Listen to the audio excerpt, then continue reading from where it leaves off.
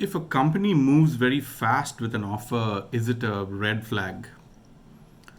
I would say no, not just by itself, but probably combined with a few other factors, it might be a red flag. So I guess the questions in our mind with such a thing is, why do companies move fast with offers?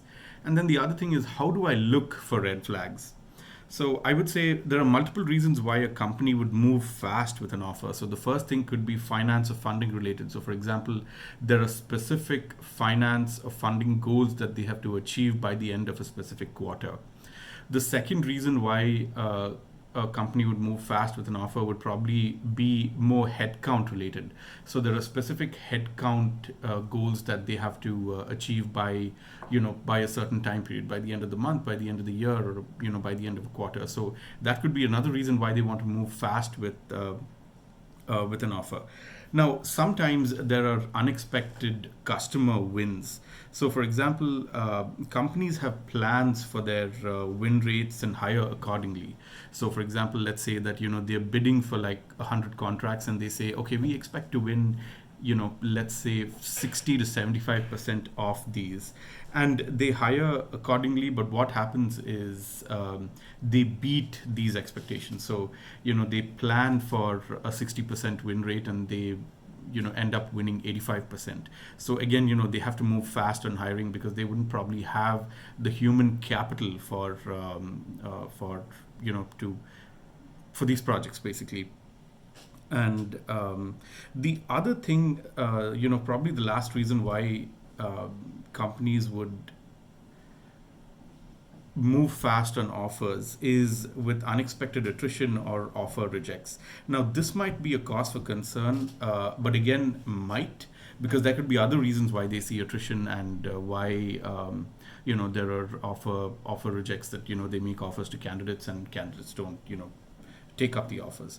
So to summarize, I would say there are multiple reasons why a company could move fast, and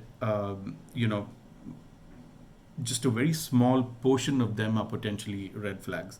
Now, going back to the former point of, in that case, how do I know for red flags? And I would say the offer stage is probably the last phase for you to even think of a red flag. You should have thought about your red flags and kind of figured them out as one part of your research of the company. So you research the company and see, how is the company doing? Is it doing well or not doing well? And that's one place for you to figure out if there are red flags. Ask your interviewer good and tough questions.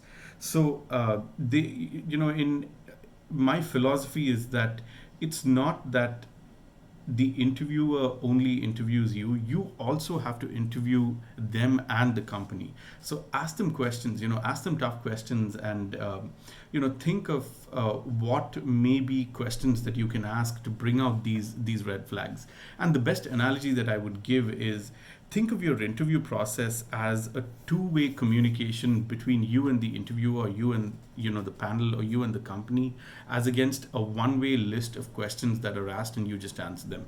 So more, treat your interview as a tennis match, where both of you have equal opportunity to work through some of these things, as against a baseball game where the interviewer is the only person pitching, and you are just constantly just hitting things out of the park. So treat it as a two-way street as against a one-way street. And when you start doing that, you can ask them the tough questions, and the question that'll matter to help you understand whether it's a red flag or not. Okay.